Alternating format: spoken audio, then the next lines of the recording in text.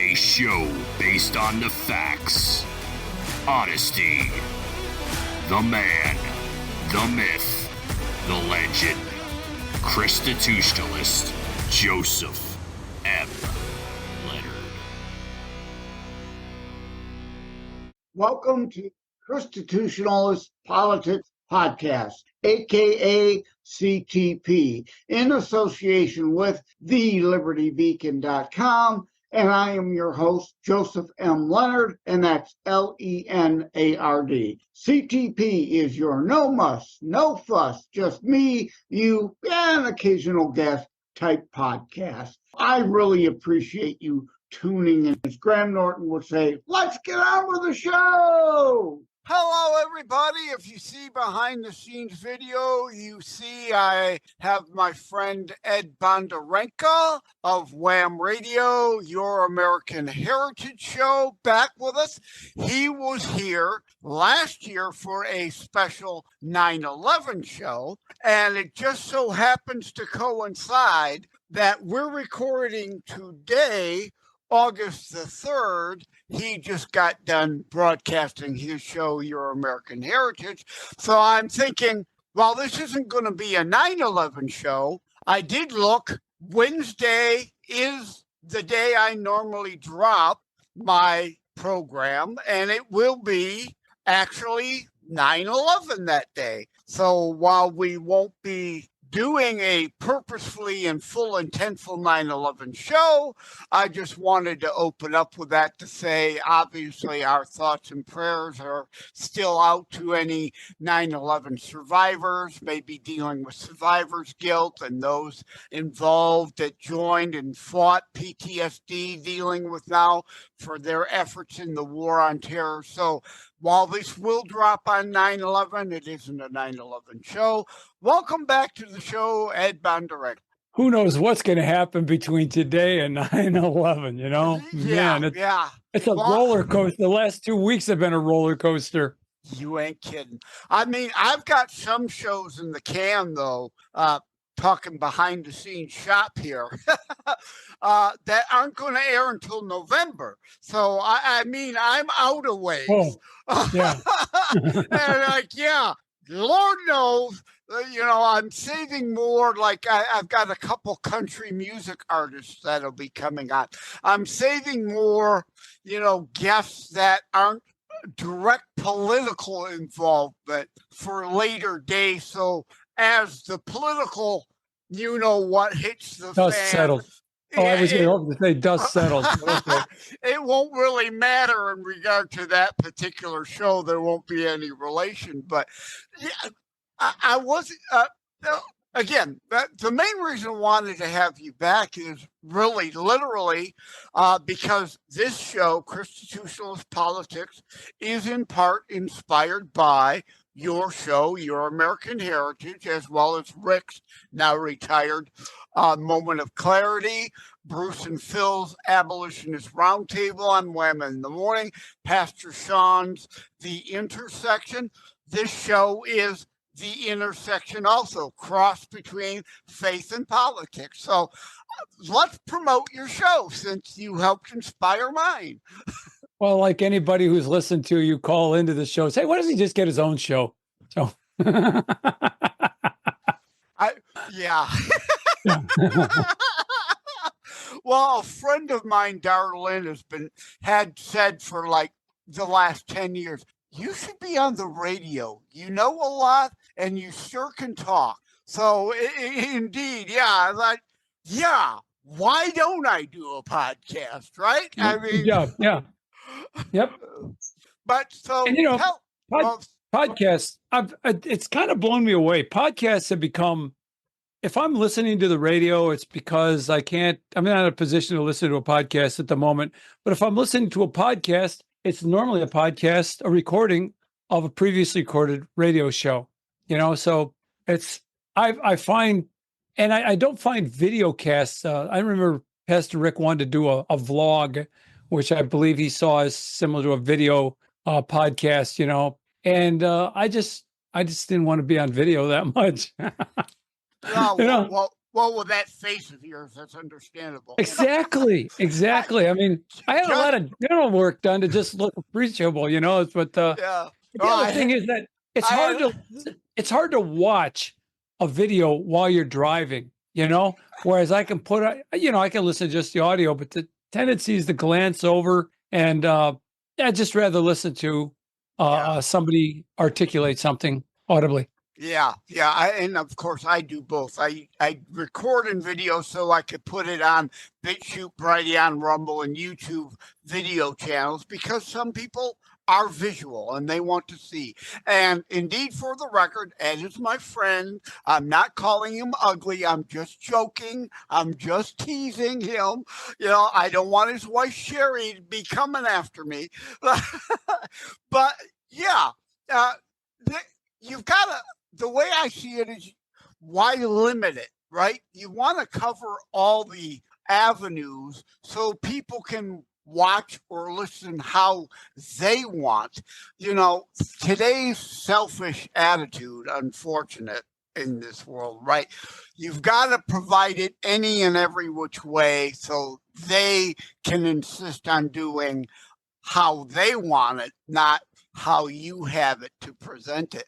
But indeed, both being Christians, going to make the obvious joke or pun. Give us the genesis of what was your creation of Your American Heritage show. Well, I think going back a ways, I used to call into Bill Bennett frequently, and Bill Bennett would have me on. I was always blown away that he might have me on for 20 minutes or so, and not trying to get rid of me. And he always seemed to appreciate the things I had to say. And then there was this contest where you created an ad for voting for Republicans, and I won second place in that. And I went to Linda and Theron and a number of other people who read my blog, and I asked for votes. I think I rigged the election, speaking of rigging elections. And I remember talking to Theron on an overpass over I-94 because I didn't want to drive and talk. And so I'm talking to Theron on the air, asking people to vote for me. And a cop pulls up, starts knocking on the window to ask me what I'm doing while I'm on the air with Theron. So I won the contest and went to Washington, D.C. Sherry and I won, and we went to see Bill Bennett, had lunch with him. And when I got back, our friend, oh my goodness, Gary Wellings, he was doing the drift at the time. And he asked me to come in and sit in with him and audition for being a co-host. And I guess I passed. And so he asked me to stay with doing that. It's kind of interesting. As I left the house that day to go to the studio, Sherry asked me, do you think he knows Doug Wellings? Now, Doug Wellings is a guy that I had lunch with almost every day who owned a chain of Wendy's restaurants around here. And we just were very much in tune politically. And so as I'm leaving, all of a sudden I'm realizing I'm looking at Gary and it's like, yeah, it could be. I said, do you know what Doug? That's my brother. They're like, how amazing, small world. So then I was doing that. And then actually I bought the paper, the Current from Gary, and we had a deal with Theron, and he advertised in the paper and he gave us the airtime in trade. And so when I shut the paper down, I lost the airtime. So can you not hear me? Oh, you zoned out for a second, and your audio and video is off sync now, but you're back okay. Your talking isn't in tune with what I'm hearing, but I can still hear you. That's all that matters. Yeah, like a Japanese Godzilla movie or something. Yeah, and I've got the face for it too. So, anyways, to carry on with a long and boring story, my wife at one time during COVID, she says, and I had been kicked out of my church, basically out of my position as Bible instructor, and so I didn't have any venue, you know what I mean, except calling in shows. And Sherry said, hey, why don't we look into getting you a radio show? And so I talked to Theron, and we talked about what it would cost. And so that's why Sherry is my sponsor. And I think it's almost 4 years now. It's amazing how the time flies, but I don't know how you feel about doing a show. I struggle. I really stress out because, trying to find a guest, wondering if they're going to show, wonder if it's going to be boring, wonder if we're going to run out of topics. I thought about that today with my guest, And at the end, I was like, I over prepped again, but you just never know. But then that's why I count on you to call in and take up airtime. You space it out a little. You've noticed that a few times and chipped in. So that's good. So yeah, that's basically the genesis of this. Yeah. Yeah, that's great. And again, thank you for having done what you've done and what you, as what Dr. Dave Janda, thank you for what you've done, are doing, and will do. Right? That's right. Yeah. to steal his line, because if I might, you were an inspiration. Go on. Thank you. If I might, I started out the show as one thing. Trump was president, and I felt that there was an attack on our culture and an attack on our history by the left, and that there were people who were not informed of the history and of the, like I like to say, our biblical and American heritage, both, because the Bible inspired our American heritage. And so I was just going to have on Bill Federer and, maybe I'll get Burton from Wall Builders or something like that to come on, other authors, and talk about the American experience. And instead, we had an election stolen from us. And so now it's a battle. And so the focus has become, what do we do to get our nation back as Christians? And I think number one is prayer. Yeah, as I always say, I use the hashtag roar, and I joke, no, Yeah. It's not about Katy Perry roar video, No. right? Which is a good song, homage basically to Helen Reddy, I Am Woman, Hear Me Roar. I'll give her credit for it, but no, when I say roar, I mean restore our American Republic. We are not a mobocracy. We are supposed to be a meritocracy, even though the left turning us into ineptocracy and kleptocracy. Stay with us. We'll be right back. Hi, my name is Ed Bonderenka, and I host Your American Heritage on Saturdays at 2 in the afternoon on this station. Your American Heritage is a show about the struggle we find ourselves in and how to react to it in the light of our biblical and American heritage. Listen to it while you're working around the house, the garage, cleaning the guns, walking the dog, driving, or just lazing around. Join me at 2 o'clock Saturdays here on WAAMradio, 1600 AM, 92.7 FM. God bless America.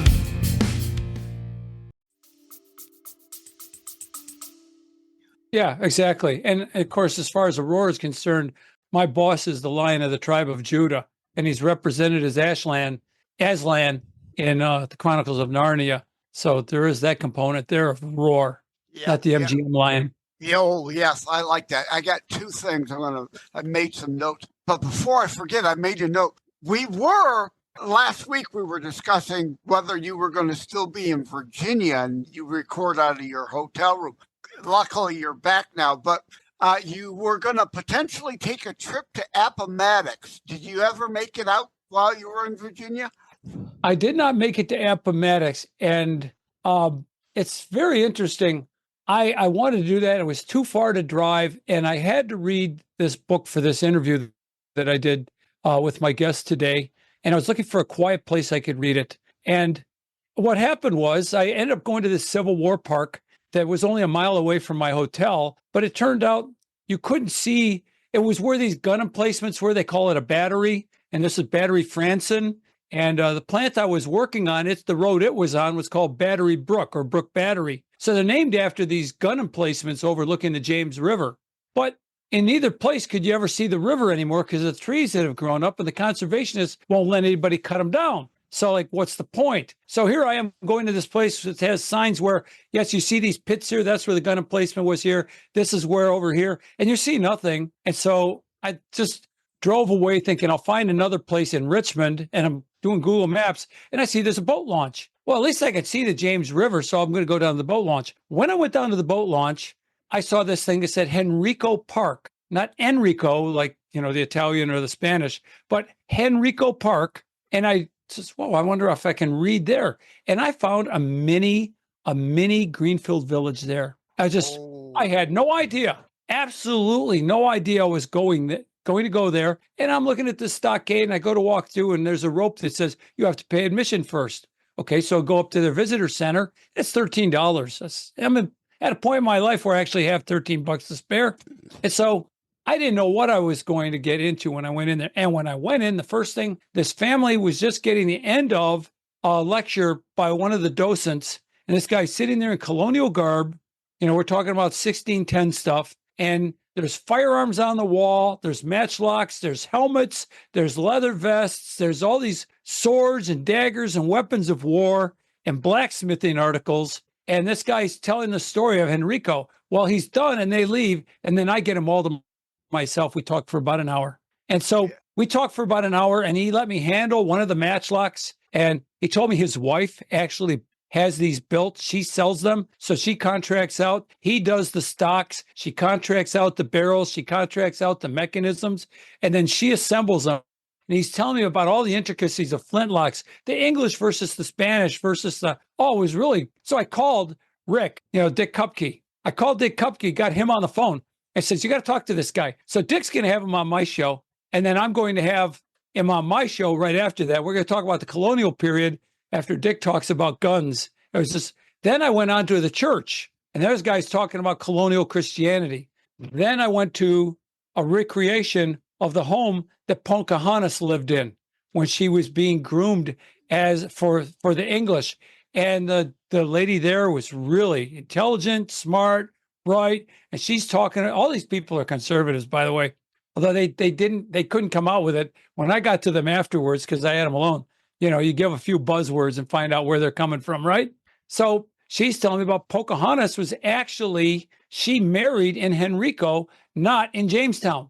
I always thought it was in Jamestown. But Henrico was an outreach of Jamestown itself, that the Virginia company saw that Jamestown was actually having a lot of problems and may not make it. So they needed to open up a new place and they opened up Henrico. But then when Jamestown started waxing again instead of waning, they took their focus off of Henrico, although it still stayed. It didn't become the new Jamestown and actually kind of got lost to history, even though it was a center for the farmers who were around there.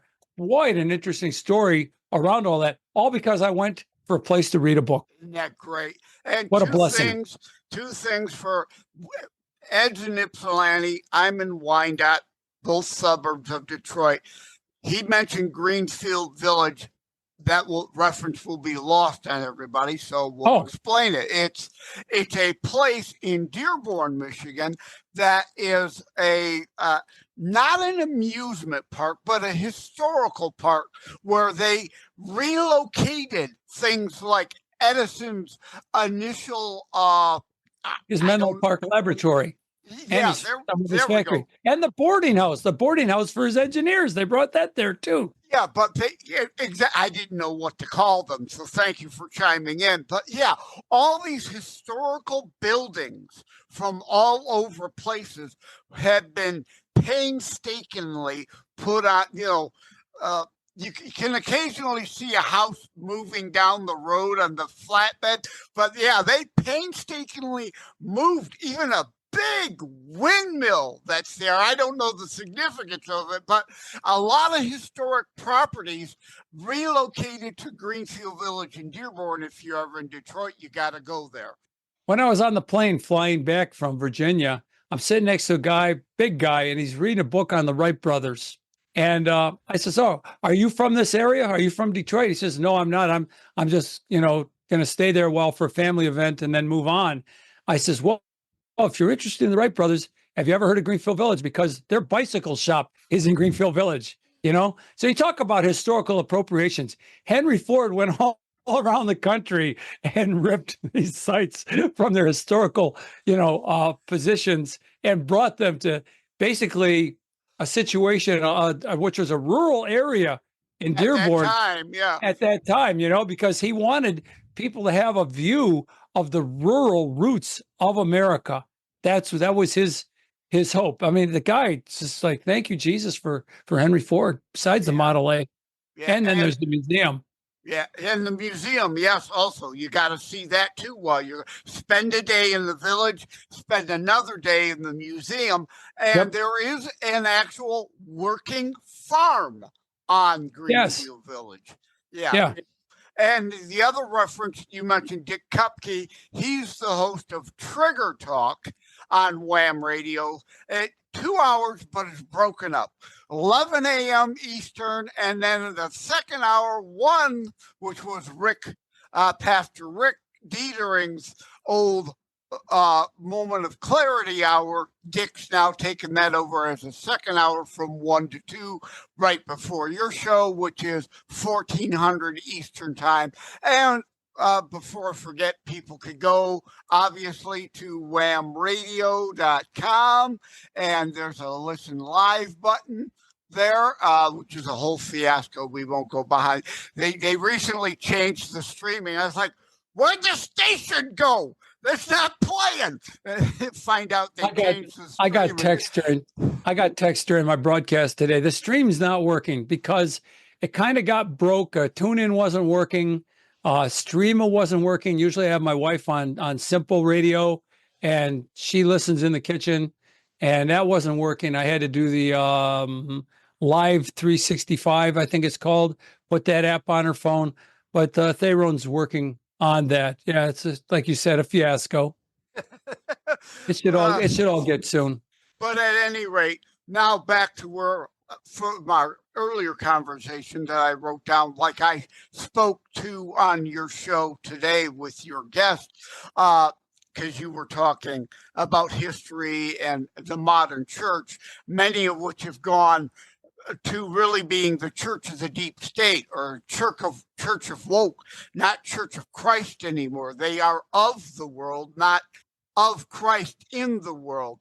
But this difference of community and communism, the foundations are biblical on community, individualism, personal freedoms, personal responsibilities, voluntary charity, right, to be our brother's keeper, versus this bastardization of community, which is communism, which is forced, which is theft and redistribution. It's not biblical. The fundamental transformation of America away from our biblical roots to this new communism.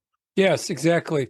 You know, I was listening to Bill Whittle's podcast, which I really enjoy, and one of his co-hosts was talking about, I think, something Thomas Sowell might have said, but regardless, it's that we live in a thank you society, not a thank you, you're welcome society.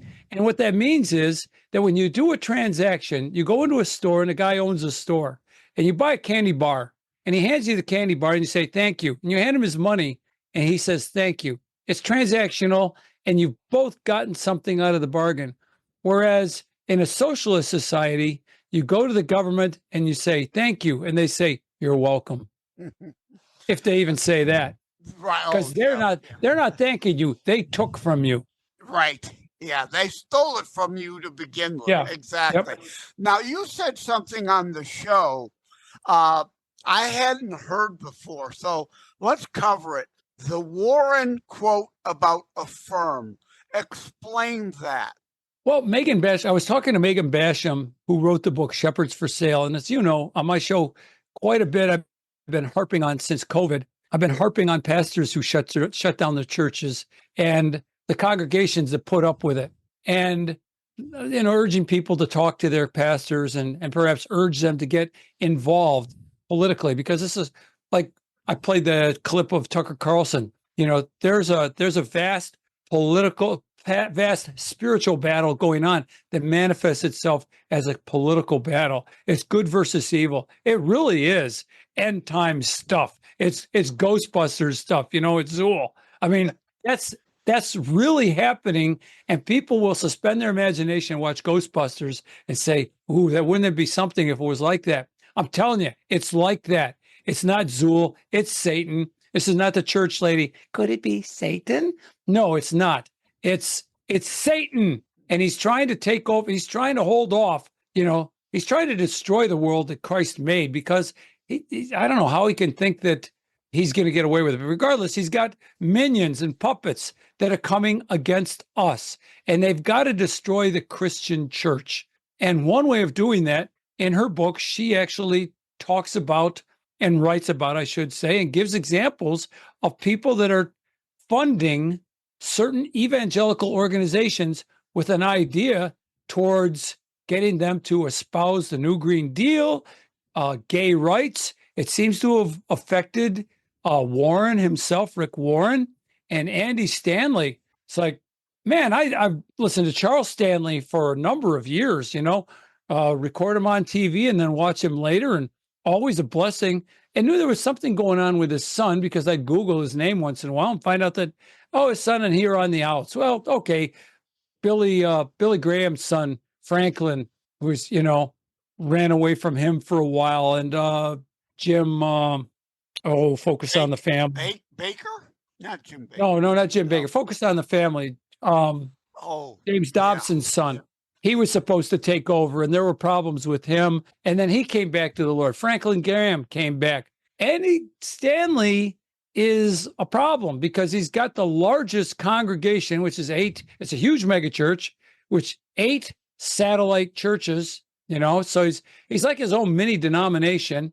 And he has decided, and I've got it in my notes somewhere here, I could actually quote it to you if I pull that up. Andy Stanley, the son of Charles Stanley, said the decision of same-sex couples to marry is, quote, their decision. Our decision as a group of local churches is how we are going to respond to their decisions.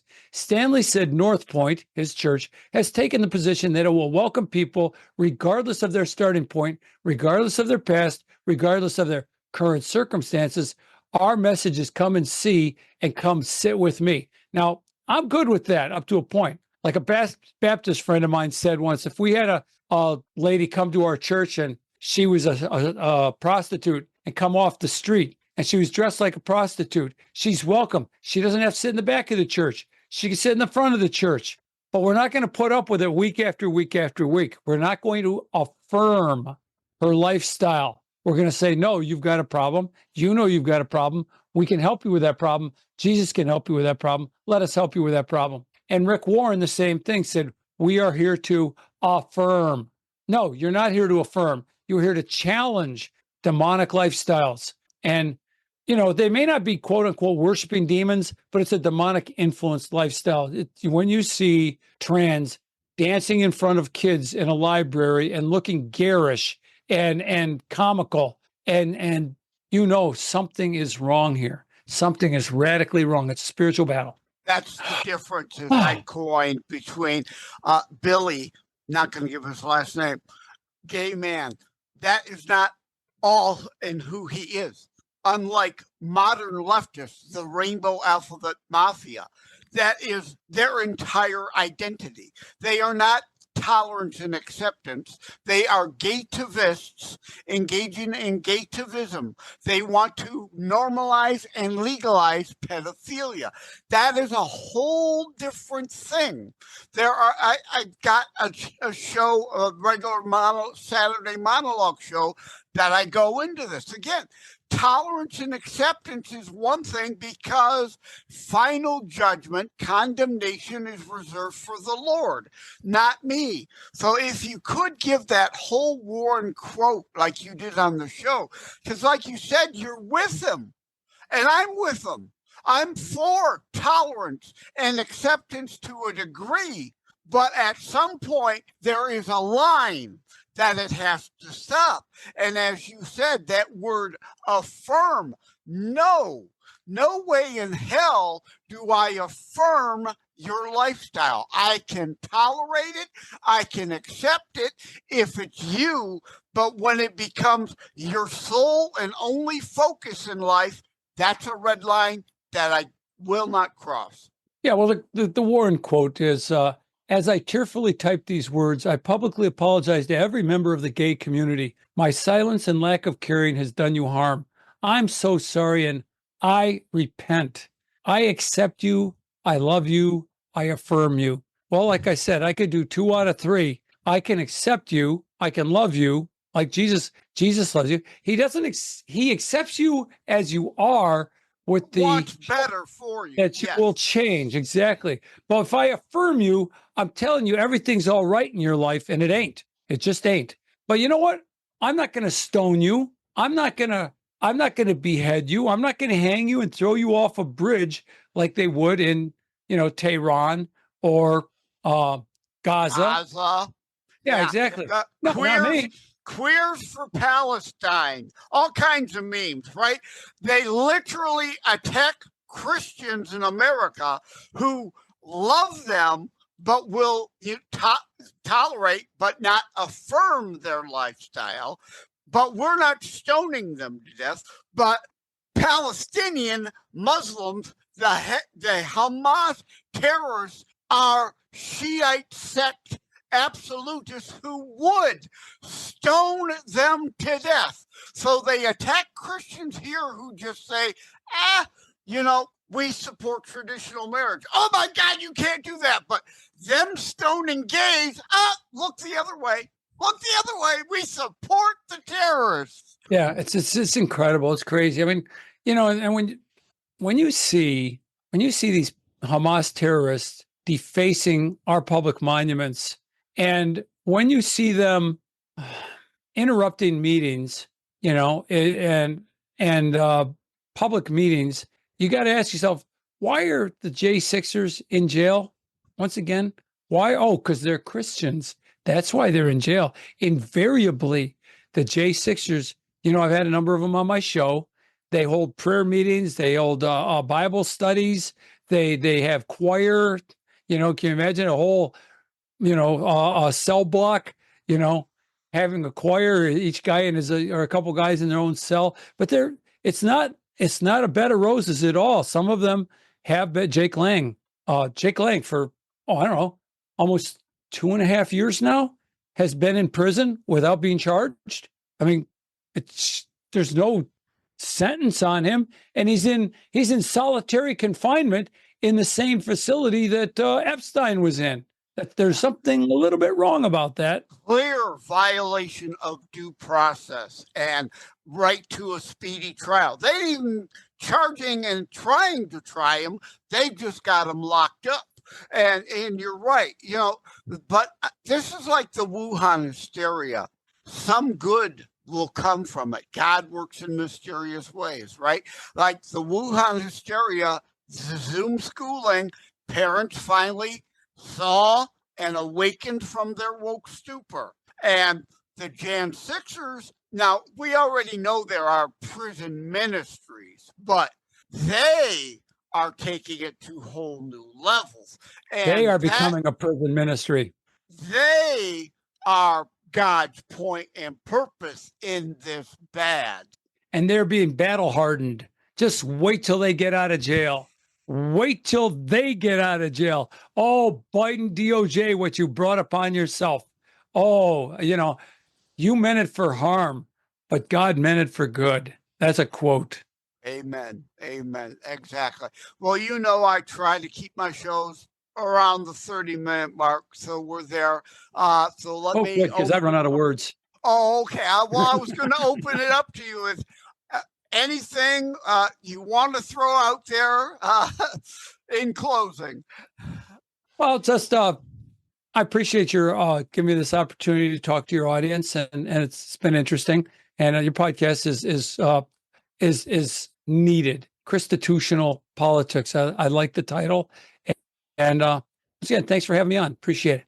Again, yeah, thank you again, my brother, my friend, Ed Bonderenka on ChristiTutionalist Politics. Again, you can find him at WAAMradio.com, as well as others, we together. I don't want to say collectively. Oh my God, I don't want to use that word. Spotify. Yeah. Other people we've mentioned that are on WAAM, you could go to WAAMradio.com. There's a shows link. Look at all the shows. There's a podcast link. You created a shortcut, tinyurl.com/WAAMradio, where people can jump short link to the Listen Live page. I years ago created tinyurl.com. I love that service. tinyurl.com/YAH archives to take you to, I think it's your Spotify page. Yeah, so YAH for Your American Heritage. tinyurl.com, YAH archives. So I can't create a tiny URL without thinking of you. When I made that, I thought this is what Joe would do. if he hasn't done it already. Yep.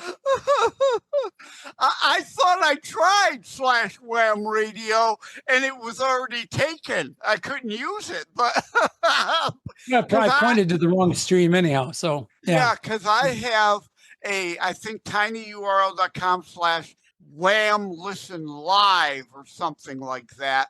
But that won't be valid anymore because it goes to the mainstream stream, which won't work anymore. So forget that last one. It was hard to work in the first place, so I'm glad they replaced it. So, Joe, it was good talking with you. Thanks for having me. Yeah, I'm glad you came by. Thanks again for taking the time. I really appreciate it. Take care. God bless, brother. Thank you for having tuned in for ChristiTutionalist Politics show. If you haven't already, please check out my primary internationally available book, Terror Strikes, coming soon to a city near you. Available anywhere books are sold. If you have locally run bookstores still near you, they can order it for you, or autographed copies are available online direct from me via terrorstrikes.info/shop. Be sure to check out more about today's discussion at thelibertybeacon.com, where my articles drop every Saturday. And let me remind, over time, the fancy high production items will come. But for now, for starters, it's just you as a very appreciated listener by me. All substance, no fluff, no fancy high production intro or insert, at least yet, just straight to key discussion point. A show that looks at a variety of topics, mostly politics, through a Christian U.S. constitutionalist lens. So again, thank you from the bottom of my heart. Take care. God bless. Like and subscribe to ChristiTutionalist Politics podcast and share episodes. We need your help to grow the show. It is a myth that terrorism stopped during COVID. Unfortunately, mainstream media opted to prioritize pandemic hysteria over promoting all news. Terrorism continues. Simply hoping that it doesn't affect you is not a strategy. The new book, Terror Strikes, coming soon to a city near you, featured on The Author Show, is now available in paperback from bookstores, online, or as an ebook exclusively through Amazon Kindle. Terror Strikes, coming soon to a city near you by Joseph M. Leonard. Order today.